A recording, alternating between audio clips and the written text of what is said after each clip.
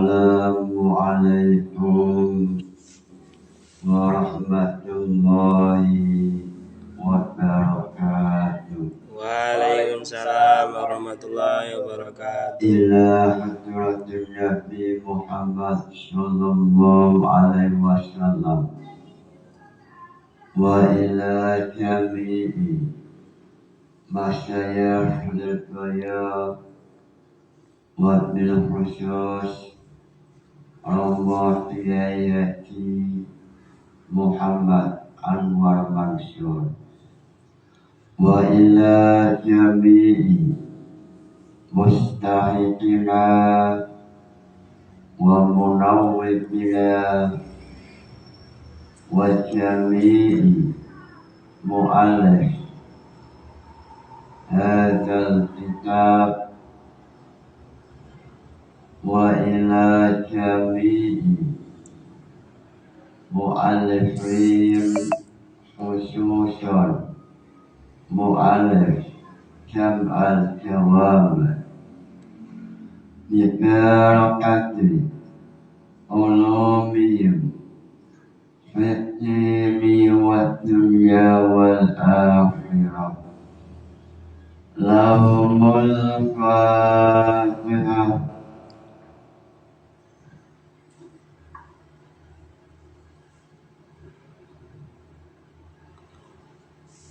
Pada esok hari ini menjelaskan mengenai perkembangan mazhab sebagaimana kejelasan yang ada dalam Jam'ul Jawab, menjelaskan mengenai mazhab mulai dari mazhab Hanafi, Maliki, Syafi'i, Imam Ahmad, atau sebelum atau selain mazhabul arba'ah, sesuai yang ada dalam Jam'ul Jawab. Sebelum memulai pembahasan Jam'ul Jawab, tidak ada salahnya silakan mahasiswa yang mau bertanya mengenai perkembangan macam-macam mazhab yang ada dalam Jam'ul Jawab. Silakan mahasiswa yang mau bertanya.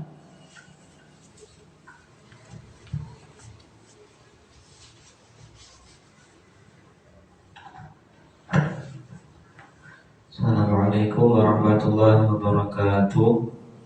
Perkenalkan, saya dari mahasiswa Trisakti Lirboyo semester 5 ingin menanyakan mengenai penyebaran mazhab di Indonesia khususnya, bahwa di Indonesia ini mayoritas para ulama banyak yang mengikuti mazhab Syafi'iyah, meskipun juga masih ada ulama yang juga mengikuti mazhab yang lain.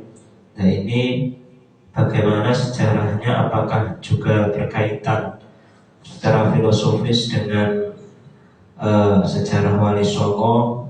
Dalam arti apakah Wali Songo juga membawa mazhab Syafi'i untuk sebagai dakwahnya, atau bagaimana secara filosofis dan sejarahnya? Mohon dijelaskan. Terima kasih. Wassalamualaikum warahmatullahi wabarakatuh.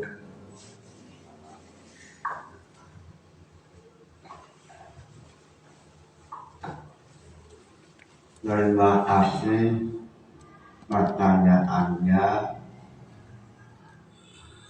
Muncul pertanyaan yang sangat istimewa, pertanyaan dari mahasiswa Trisakti Kediri semester 5 jurusan PAI.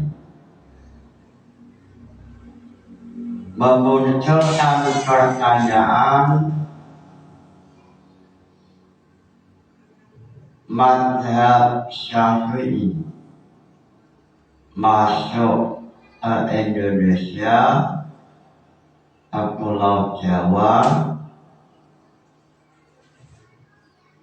yang membawa siapa, dibawa oleh siapa, lalu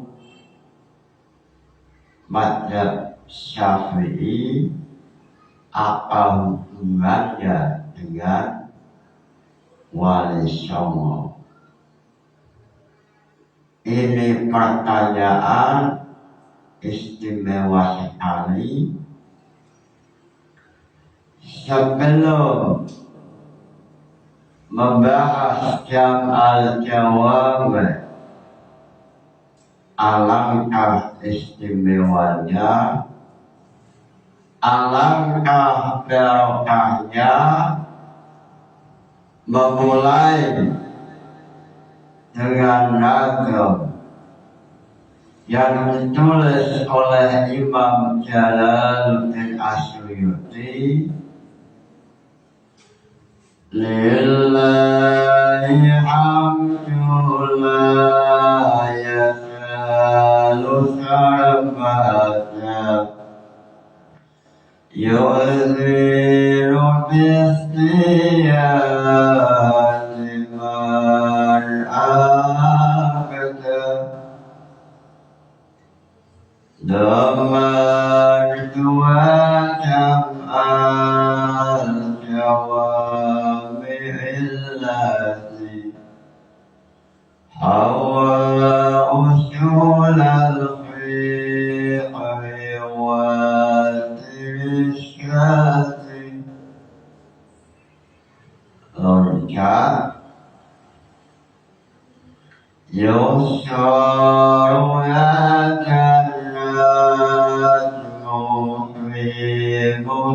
muqaddimah wa kata sakatitun bil muhtamah. Loncat mengenai definisi usul fikih. Adilatul fiqhil usul mujmalah wa qila ma'rifatuha yadullah wa turutu sifatatin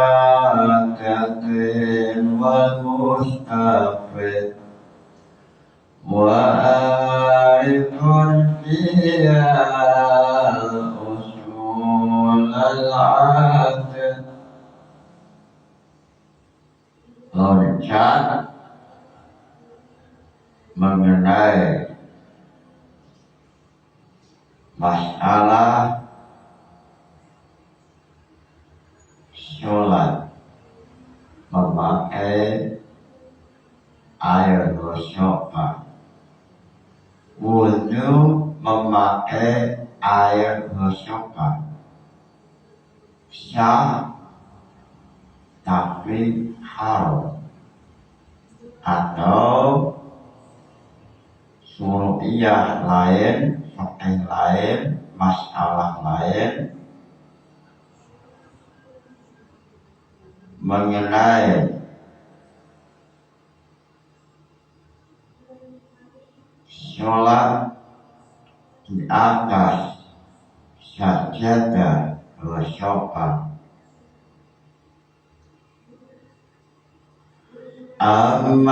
الذي كانوا تعجتا مثل صلاة في مكان مرصودا. Loncat mengenai masalah hias. Wa hamlu ma'lumin ala ilmin sawa'u fi illati fi hukmi. Loncat mengenai sejarah perkembangan madzhab. Loncat langsung nadhaban yang menjelaskan perkembangan munculnya aneka madzhab yang sehingga dalam madzhab ada banyak beberapa madzhab. Wasyafi'i wa Malik wal Hanbali Ishaq wa Nu'man wa Ibn Hanbali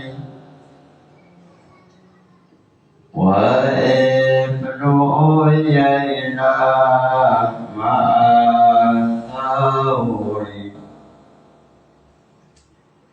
wa Syafi'i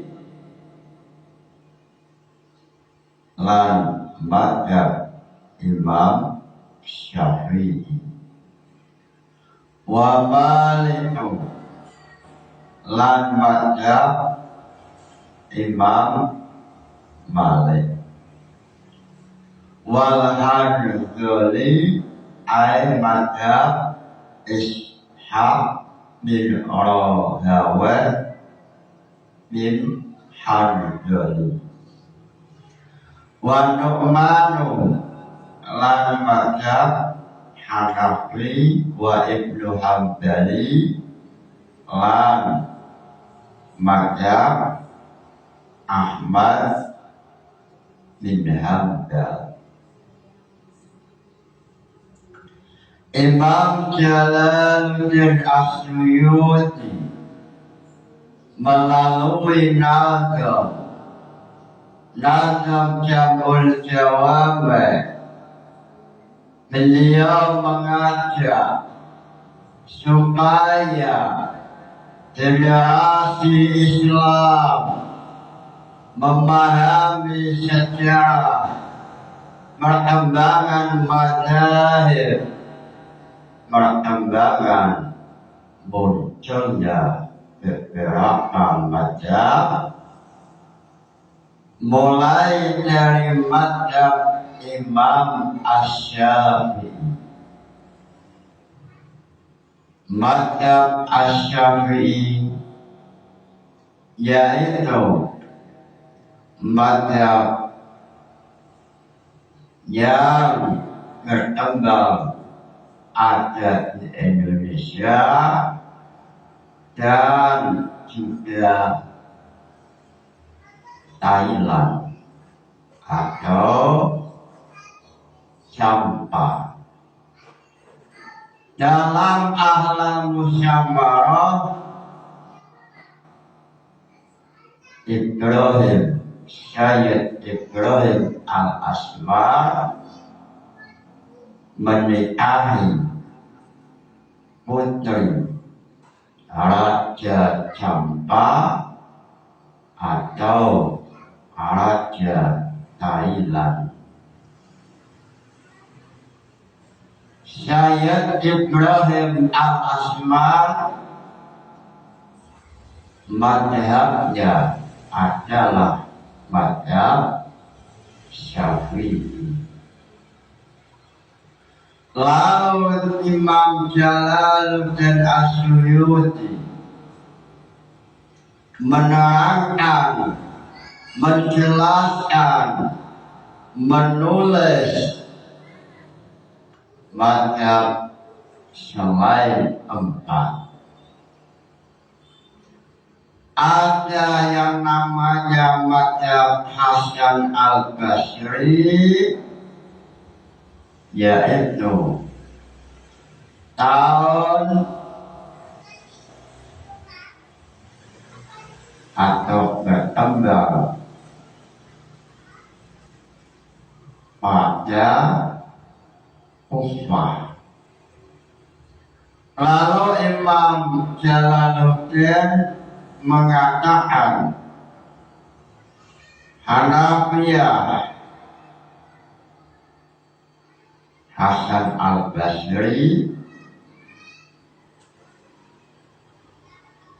yang lahir 21 sampai 110 Hijriah, meninggal berkembang pada Kufah. Lalu Hanafiyah, madhab Hanafiyah, beliau lahir 80 Hijriah, meninggal 150, dan madhab ini berkembang pada Kufah. Lalu madhab Al-Jawziyai meninggal 157 Hisham. Lalu madhab Sufyan As-Sawri yang lahir pada tahun 97 Hijriah, yang meninggal 161 Hijriah, madhab ini muncul atau berkembang di Kufah. Lalu madhab Alas bin Sa'ad lahir, beliau lahir 94, meninggal 175 Hijriah. Madhab ini berkembang di Mesir. Lalu madhab Malik bin Anas atau Imam Malik, beliau lahir 93, meninggal 179, dan madhab ini berkembang ada di Madinah. Lalu yang ketujuh, madhab Sufyan bin Uyainah, beliau lahir 107, meninggal 198 Hijriah. Madhab ini berkembang di Makkah. Lalu wa Ibnu Uyainah ma'asyauri, madhab Syauri, Sufyan As-Syauri ini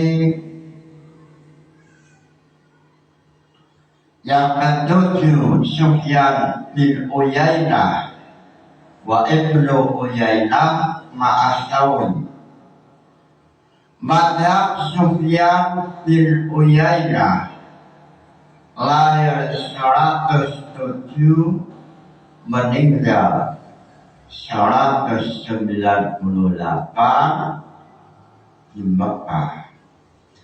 Lalu yang ke-8 madhab Syafi'i, beliau lahir 150, beliau meninggal 204. Madhab ini berkembang di Baghdad dan juga Mesir, Al-Baghdadi wal Misri. Lalu Imam Jalaluddin mengatakan madhab Ishaq bin Rahawayh. Beliau lahir 161, meninggal 238. Madhab ini berkembang di Baghdad. Beliau sempat diskusi dengan Imam Syafi'i. Lalu Imam Ahmad bin Hanbal atau madhab Imam Ahmad, beliau lahir 164, meninggal 241.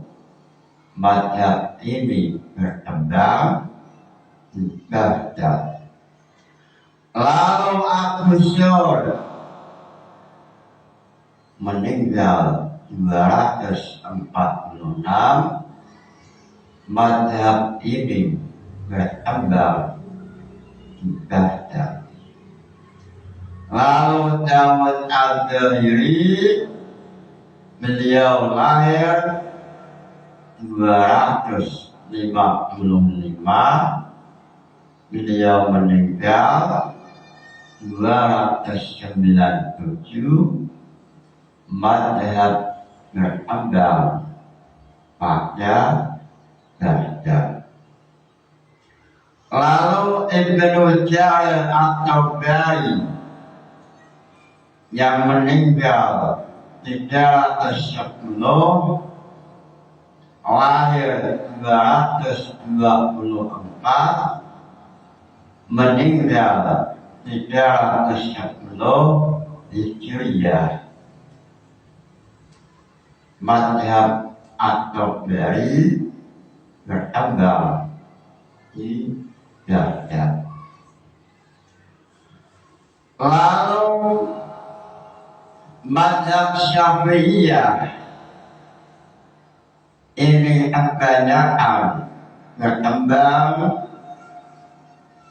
dari Mesir, berkembang ke Indonesia, lalu Thailand, sehingga dalam kitab Ahlul Syambarah yang ditulis oleh Al-Alim Al-Alamah Al-Fadl, beliau menceritakan bahwa Syekh Ibrahim Al-Asmar menikahi putri Champa atau Thailand. Waktu itu Ibrahim Al-Asmar, Syekh Ibrahim Al-Asmar membawa bendera madhab Syafi'i. sehingga mayoritas Thailand, Campa, dan Indonesia ini mayoritas membawa bendera mazhab Syafi'i. Lalu dalam Qawaid Syafi'i yang ditulis oleh Imam Jalaluddin Asyuyuti, beliau mengenai masalah mazhab. Beliau bercerita mengenai Imam Syafi'i. Ana Asy-Syafi'i, Imam Syafi'i fathi babi usul fiqh, fahuwa utawi Imam Syafi'i itu awal awetane ulama tawanahu nulis syakoman usul fiqh bil ijma'i alawan ijma'. Dalam nazam Imam Suyuti mengatakan bahwa awal man tawanan, bahwa utawi Imam Syafi'i itu awal man permulaane ulama tawanahu nulis atau mencatat usul fiqh bil ijma'i alawan ijma'.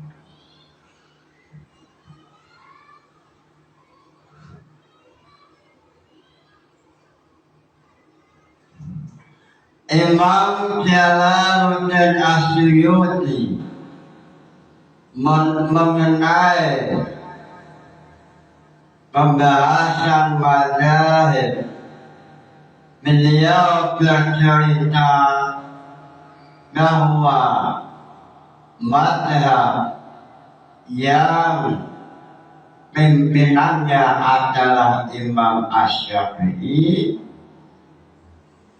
Imam Syafi'i adalah awal man tawanam bil ijma'i. Imam Syafi'i adalah ulama yang pertama kali yang menulis usul fiqh. Ini sesuai keterangan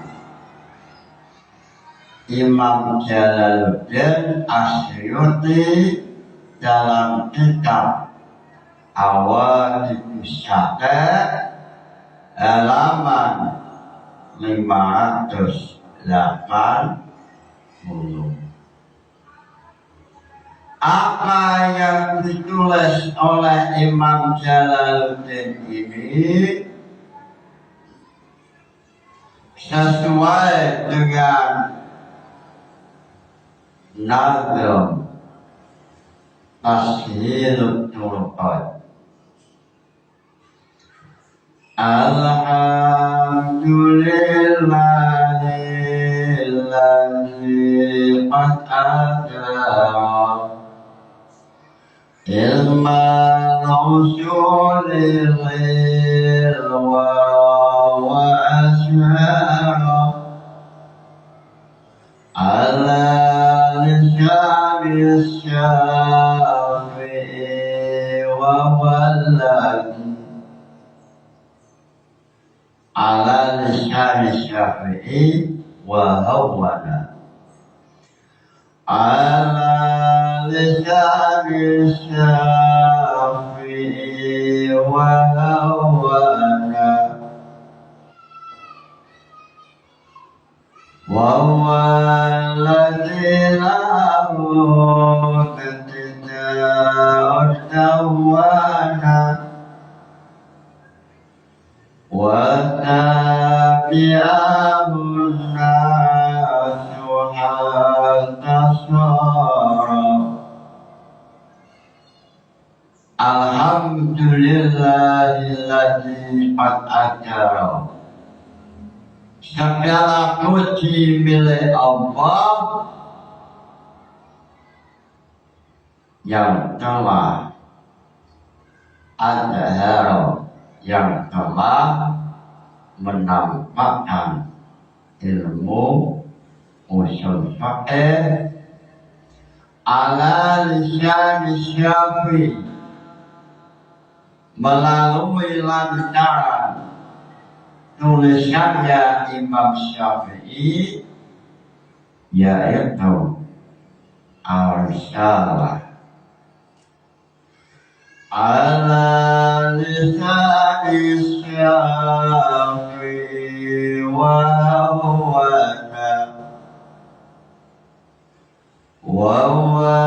alladhi lahu tawana. Imam Syafi'i adalah ulama yang pertama kali menulis mengenai usul fiqh. Wa tabi'ahun nasu hatta sara.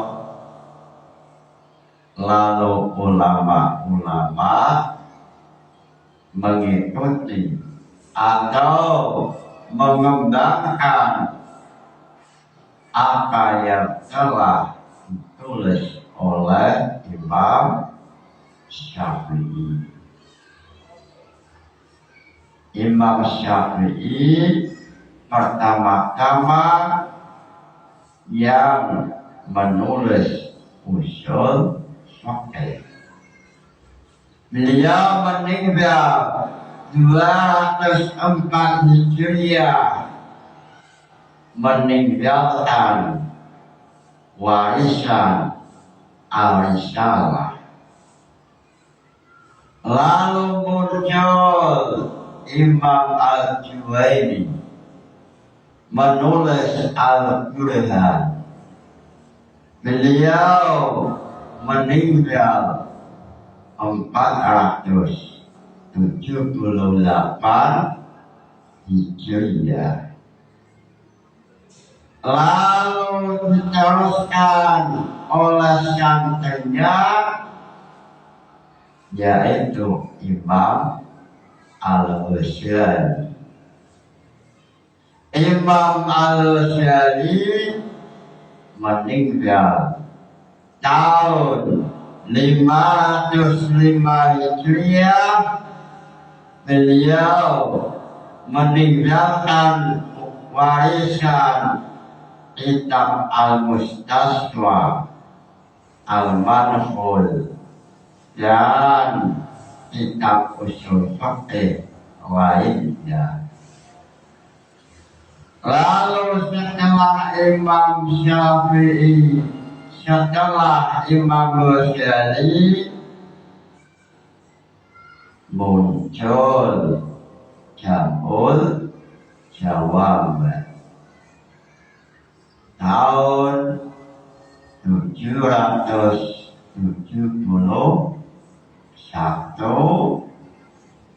Imam As-Sukti meninggal, sehingga pada saat Jam'ul Jawami muncul,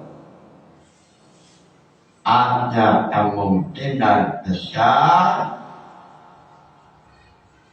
Syed Asmar Ibrahim Al-Asmar membawa jamul jawab. Ada kemungkinan Sunan Ampel yang waktu itu masuk ke Jawa yang sebagai putranya Sayyid Ibrahim Al-Asmar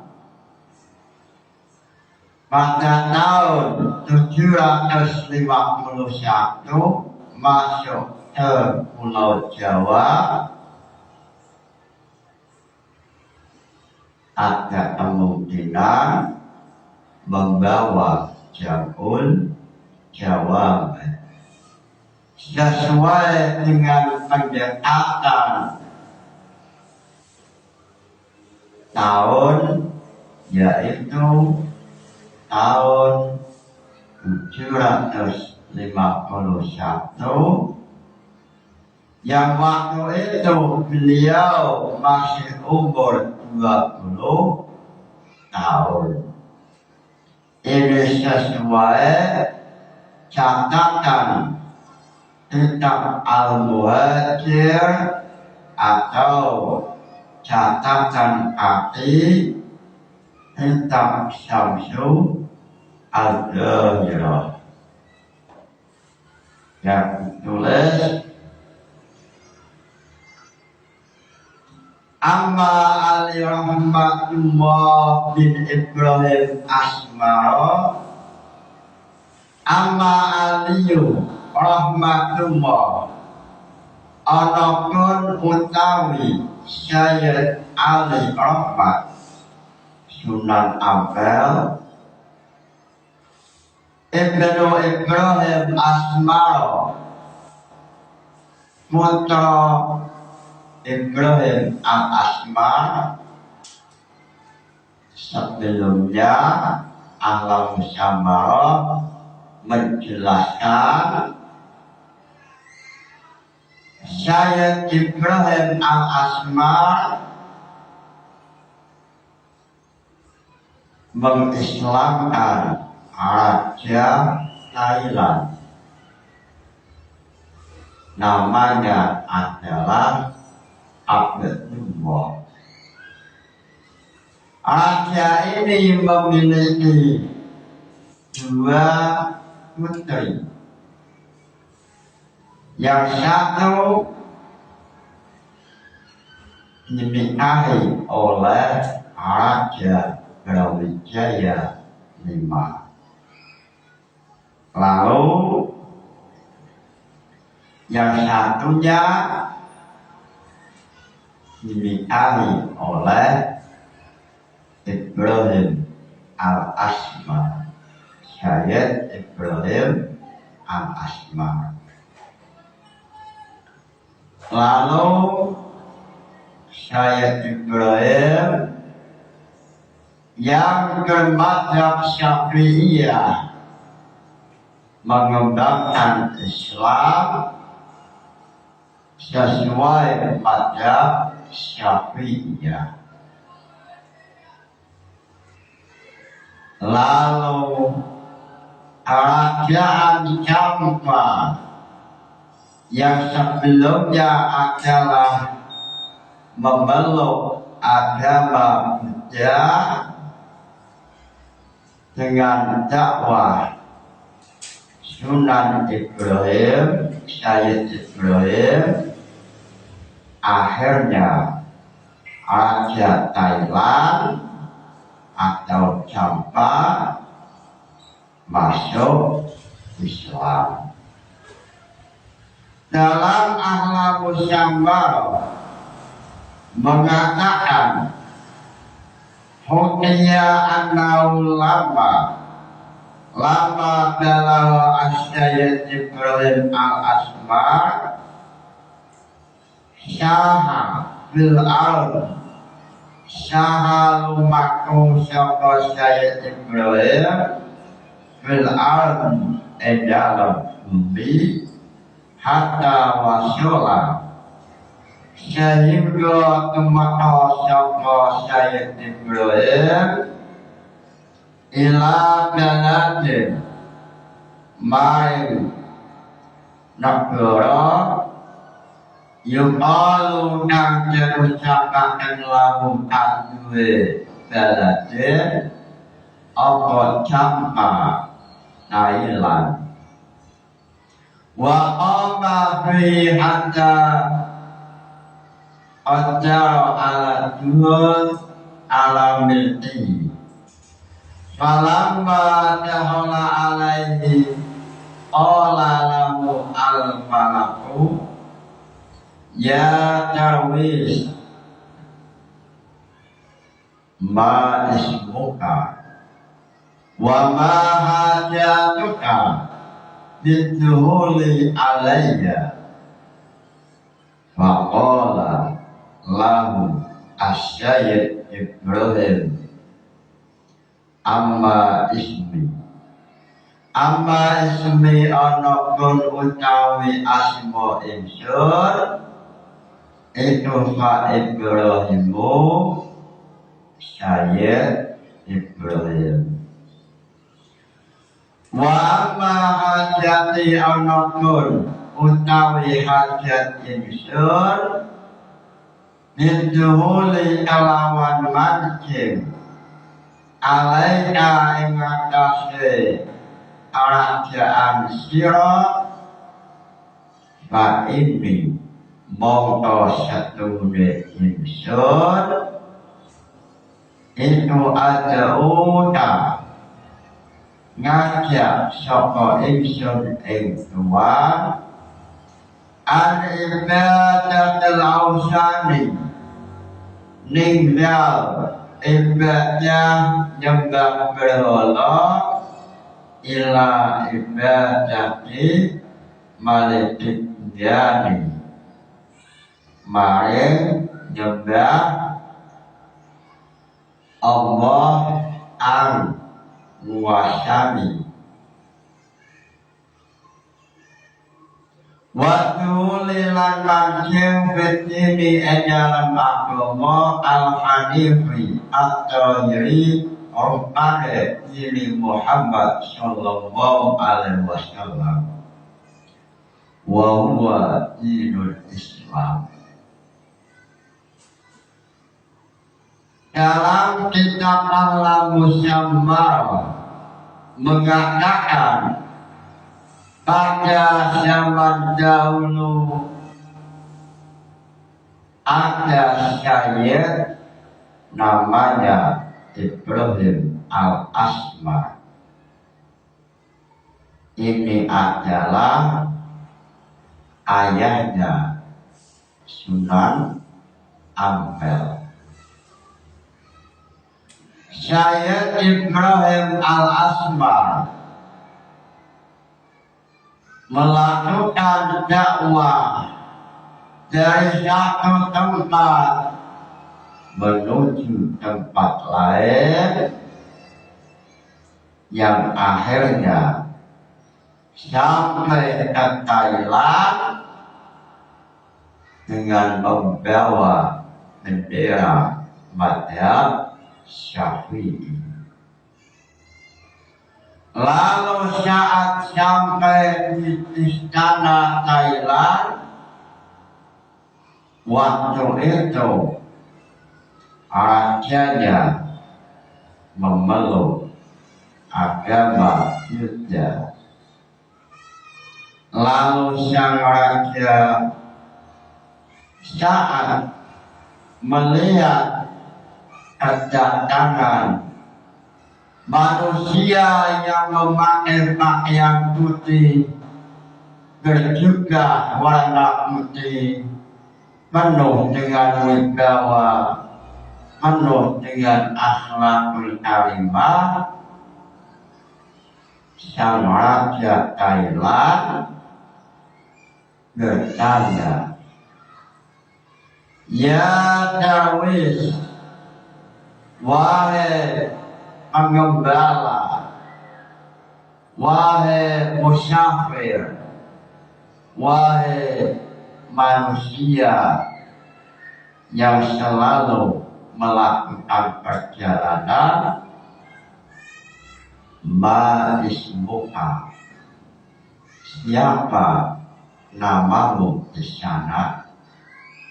Siapa namamu wahai darwis? Atau darwis itu panggilan untuk manusia yang selalu dakwah. Ma ismuka, raja bertanya, siapa namamu? Lalu faqala lahu asy-syaikh Ibrahim, amma ismi Ibrahim. Lalu Syekh Ibrahim menjawab, namaku adalah Ibrahim. Lalu sang raja bertanya, apa keperluan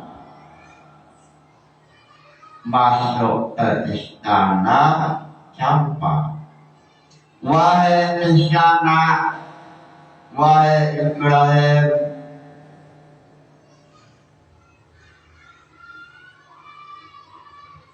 untuk apa engkau masuk ke istanaku? Apakah mau bisnis atau mau jual beli? Tolong jawab. Lalu Syekh Ibrahim dengan wibawa beliau mengatakan, wa amma hajatni bidhuli alaika fa inni ad'uka an ibadatil awsani ila ibadatil malikid dayyan.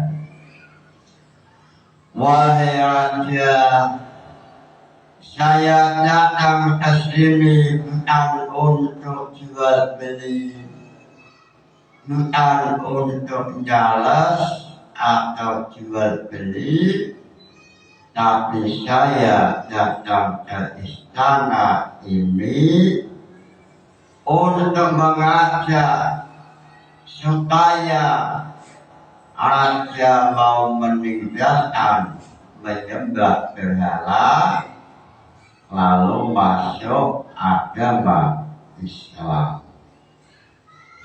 Wahai raja, saya datang ke sini untuk mengajak untuk masuk Islam.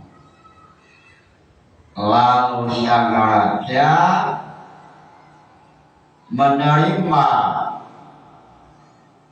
masuk Islam, lalu mengucapkan asyhadu alla ilaha illallah wa anna muhammadar rasulullah.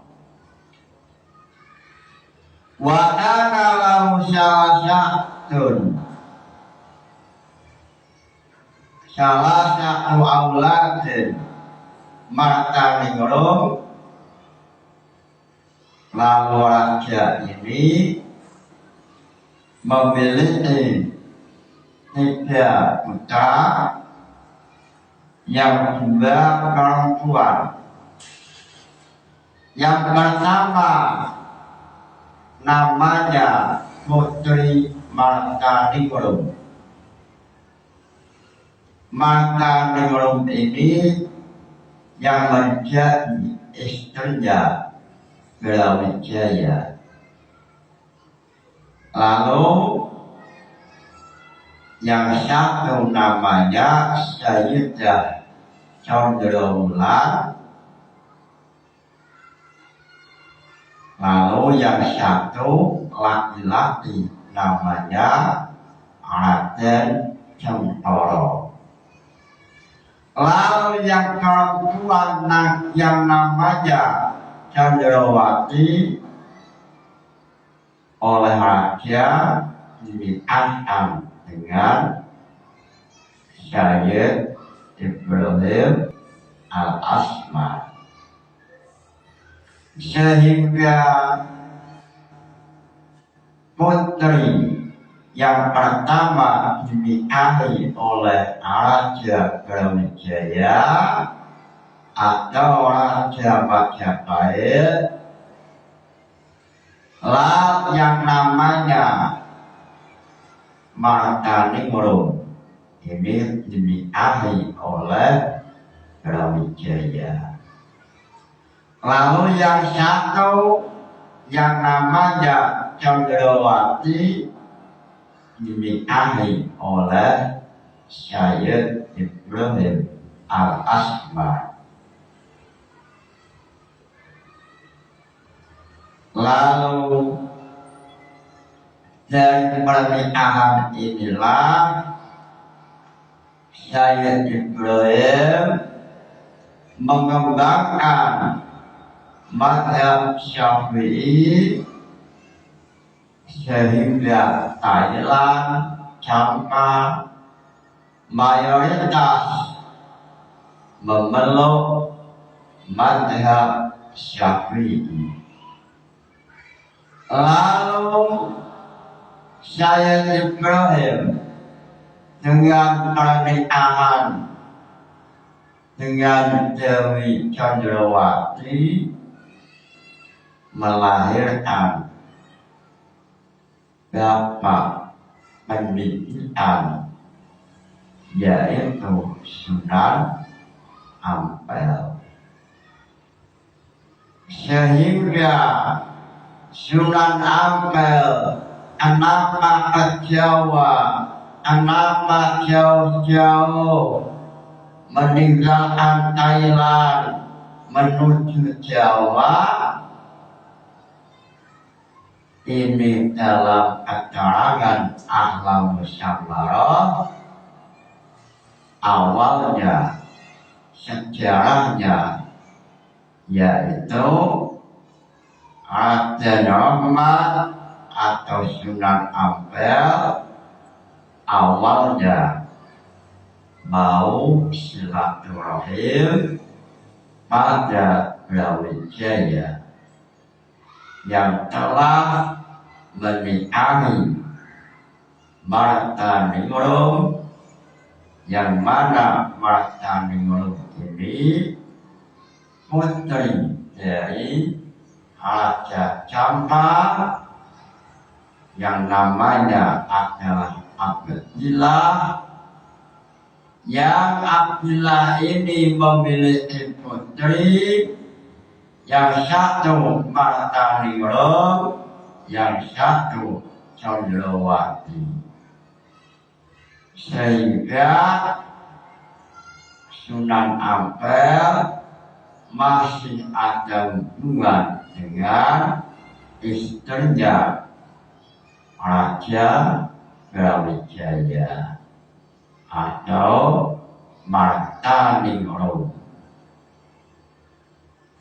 Lalu setelah Sunan Ampel ada di kerajaan Majapahit, waktu itu tahun 750 Hijriah, sesuai tulisan Al-Muhajir,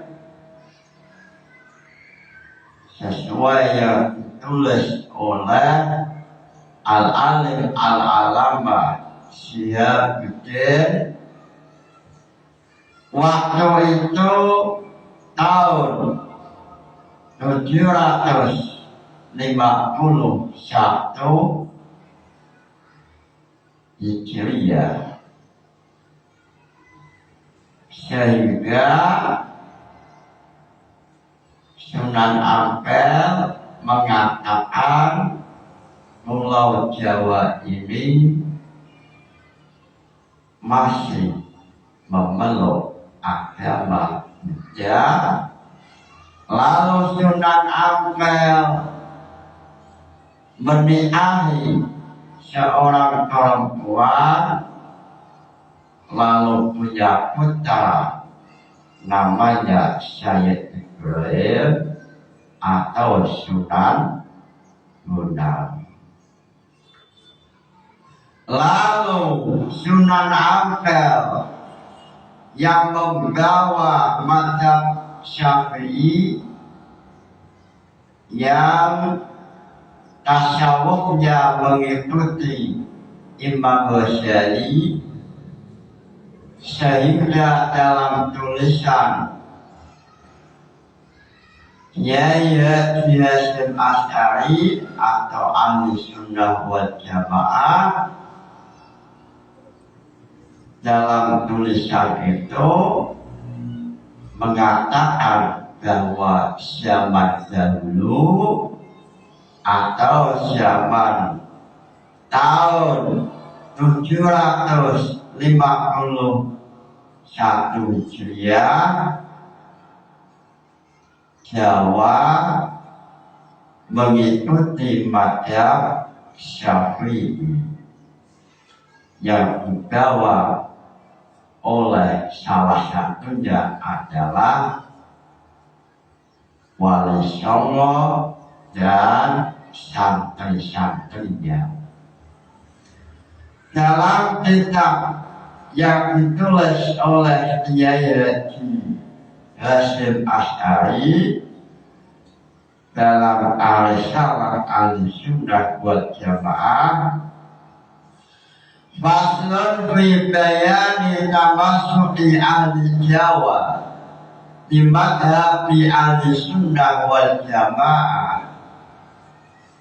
Lalu fakulluhum fil fiqhi ala madhabi an-nafis madhabil Imam Muhammad bin Idris. Lalu wa fi usuluddin ala madhabil Imam Abdul Hasan Asy'ari wa fi tasawwufi ala madhabil Imam Al-Husaini. Apa yang ditulis oleh Ahla Musyawarah ini oleh Yai Al-Alim Al-Alamah Hasyim Asy'ari diperjelas bahwa tanah Jawa pada zaman dahulu, pada zaman Wali Songo,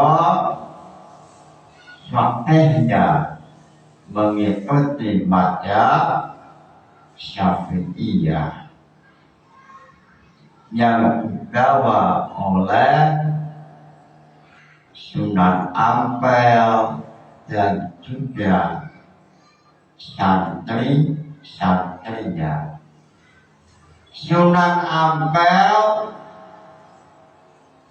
untuk menyebarkan Islam yang berpaham Ahli Sunnah wal Jamaah, mengikuti mazhab Syafi'iyah, beliau memiliki pondok pesantren.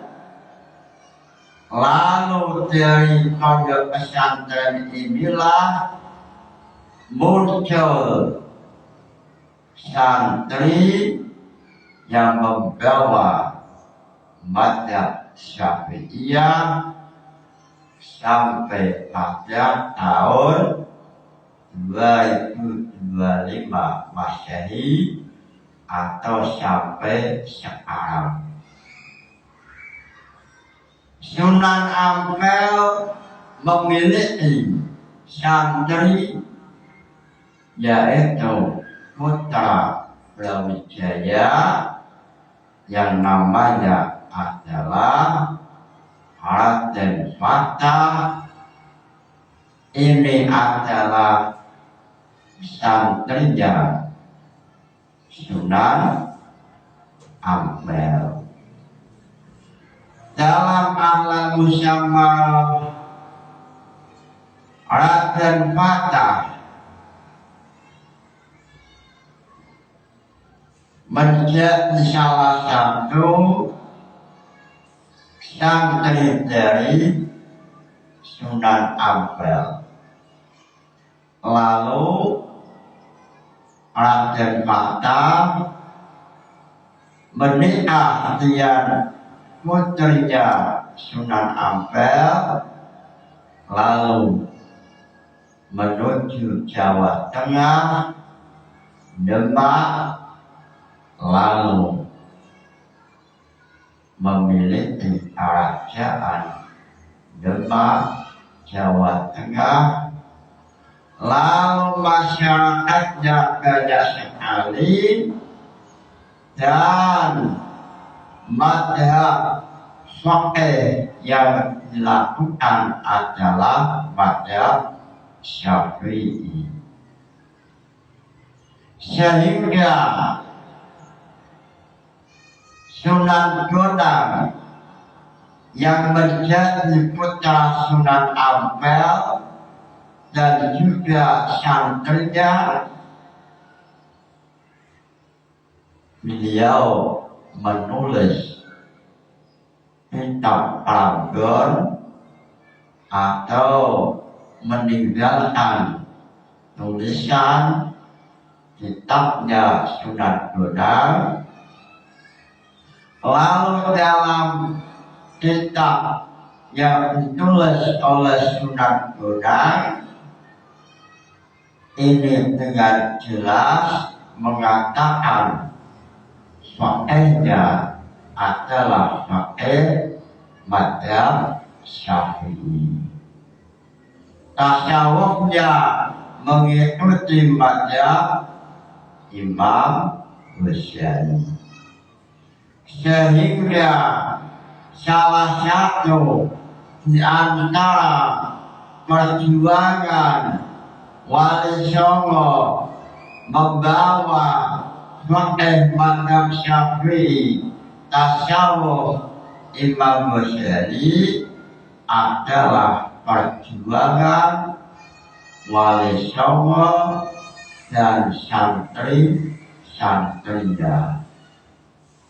Ini sesuai perjalanan sejarah sehingga Thailand mayoritas madhab Syafi'iyah, Indonesia mayoritas madhab Syafi'iyah. Sunan Ampel waktu itu memiliki banyak sekali santri. Salah satunya adalah Raden Paku atau Sunan Kiri atau Muta Maulana Ishaq. Raden Paku dalam ahlam musyawarah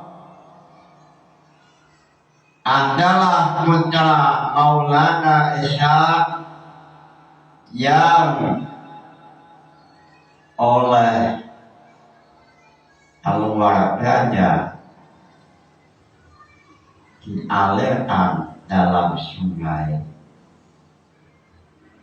Waktu itu saat Raden Paku atau Sunan Kiri mau dialirkan dalam sungai, ibunya menangis. Saat Raden Paku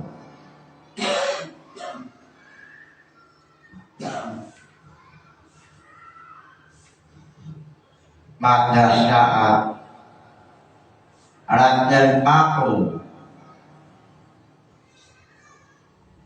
mau dialirkan dalam sungai, ibunya menangis, lalu ibunya mendapat ilham. Wahai seorang ibu, biarkan putramu yang telah suatu saat menjadi pemimpin, yaitu Sunan Giri, jangan engkau menangis. Biarkan putramu yang masih kecil ini dibuang atau dialirkan ke dalam sungai. Wahai wanita, wahai seorang ibu, apakah belum membaca kisah Nabi Musa pada saat Nabi Musa mau dialirkan ke dalam sungai, ketika sudah dilepas lalu diambil kembali oleh ibunya. Ibunya meneteskan air mata, tidak berani atau mentalnya tidak kuat melihat putranya dialirkan ke dalam laut. Lalu Allah memberikan ilham. Wahai ibu Musa, jangan engkau kecil hati. Memang sunnatullah, memang la yaf'alullah syai'an abasan. Setiap peristiwa ada nilai hikmahnya. Wahai ibu Musa, biarkan anakmu mengalir ke dalam lautan. Ini adalah sunnatullah supaya anak memiliki mental lillahi ta'ala.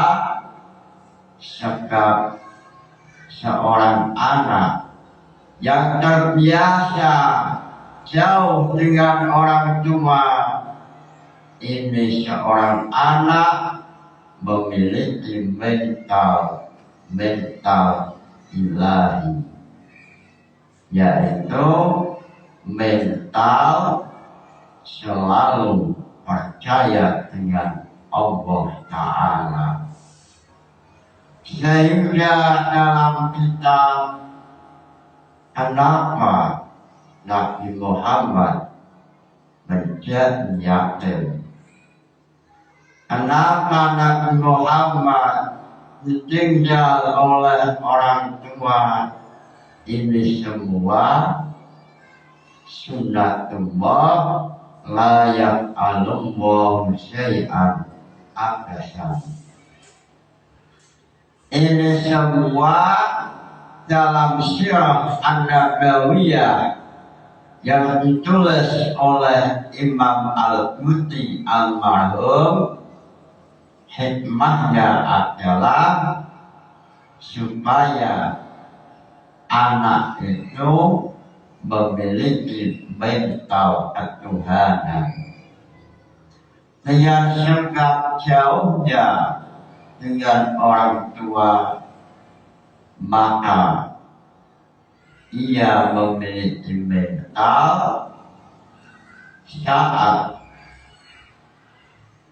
terjadi bencana atau susah atau membutuhkan sesuatu, ia curhat kepada Allah Ta'ala. Inilah yang dialami oleh ibunya Raden Paku atau Sunan Giri, atau kalau zaman sekarang yang mengikuti Raden Paku adalah santri. Santri mulai kecil oleh Allah dipisah dengan orang tua, ini sebagai taklim untuk memperkuat mental ilahiyah. Raden Paku yang menjadi putra dari Maulana Ishaq ini menjadi santri Sunan Ampel, sehingga santrinya Sunan Ampel banyak sekali dan memiliki mata kuliah yaitu Fiqh Syafi'iyah, Tasawuf Imam Ghazali, sehingga mayoritas masyarakat Indonesia mengikuti mazhab Syafi'iyah. Salah satu tulisan yang masih ada adalah Pardon Sunan Bonang.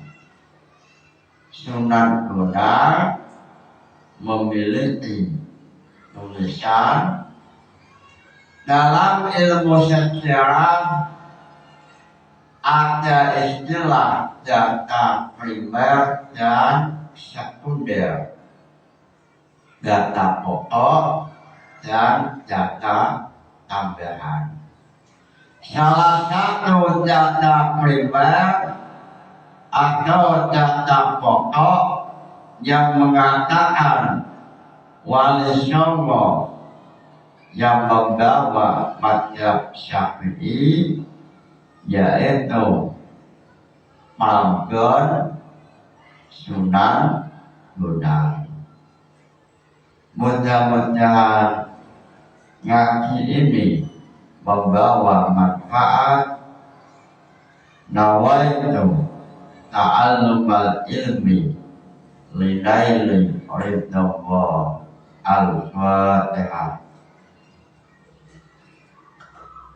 Wassalamualaikum warahmatullahi wabarakatuh.